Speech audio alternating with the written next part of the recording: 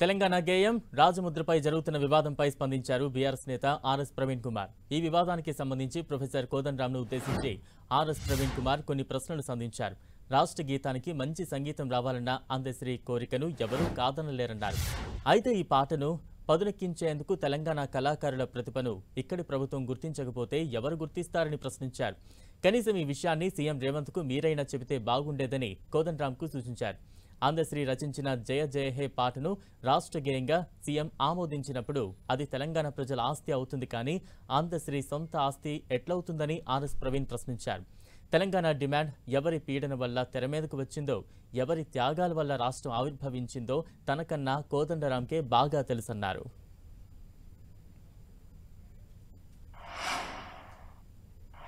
RS Praveen ట్వీట్కు సంబంధించి మరింత updates అందించేందుకు మా ప్రతినిధి శ్రీకాంత్ సిద్ధంగా ఉన్నారు. శ్రీకాంత్, రాష్ట్రంలో జరుగుతున్న రాజకీయ పరిణామాలపై ఆర్ఎస్ ప్రవీణ్ కుమార్ స్పందించారు. ఇటీవల తెలంగాణ రాజముద్రకు సంబంధించి వివాదం రాసుకుంది. అదేవిధంగా తెలంగాణ గేయానికి సంబంధించి కూడా రేపు ఆవిర్భావ దినోత్సవం సందర్భంగా ప్రభుత్వం విడుదల చేస్తుండటంతో దానిపై ఆర్ఎస్ ప్రవీణ్ కుమార్ స్పందించారు. ప్రధానంగా ఈ గేయ పై కీరవాణితో పాడించడం, కీరవాణితో సంగీతం అందించడం లాంటి అంశాలు రాజకీయంగా వివాదానికి దారితీసిందని చెప్పుకోవచ్చు. తెలంగాణలో అందశ్రీ కంటే మంచి గాయకులు ఉన్నప్పటికీ అందశ్రీని తాము గౌరవిస్తామని, ప్రపంచ స్థాయి లో ఈ తెలంగాణ గేయం ఉండాలని తాము కూడా కోరుకుంటామని, అయినప్పటికీ కాంగ్రెస్ ప్రభుత్వం ఏకపక్షంగా నిర్ణయాలు తీసుకుంటూ తెలంగాణ అస్తిత్వాన్ని ప్రశ్నించే విధంగా నిర్ణయాలు అమలు చేస్తుందని ఆర్ఎస్ ప్రవీణ్ కుమార్ ఈ ట్విట్టర్ ద్వారా తన నిరసన వ్యక్తం చేయడం జరిగింది.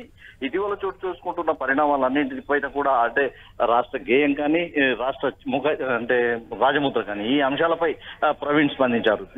ఈ ప్రభుత్వం ఏకపక్షంగా ఇలాంటి నిర్ణయాలు తీసుకోవడం తెలంగాణ ప్రజలను అవమానించడమే అన్న అభిప్రాయాన్ని ఆర్ఎస్ ప్రవీణ్ వ్యక్తం చేయడం జరిగింది. ఈ తెలంగాణ ప్రజలను గౌరవించేలా ప్రభుత్వాలు నిర్ణయాలు తీసుకుంటే బాగుంటుందన్న ఒక అభిప్రాయాన్ని వ్యక్తం చేయడం జరిగింది. ప్రధానంగా తెలంగాణలో కూడా ఎంతో మంది గాయకులు ఉన్నారని, వారి పేర్లను కూడా ఆర్ఎస్ ప్రవీణ్ కుమార్ ప్రస్తావించడం జరిగింది. మిట్టపల్లి సురేందర్ గాని, ఇంకా ఏపూరి సోమన్న గాని ఇలాంటి గాయకుల పేర్లను కూడా ప్రస్తావిస్తూ ప్రభుత్వం తీసుకున్న నిర్ణయాన్ని తప్పుపట్టడం జరిగింది. Balaram, thank you Srikanth.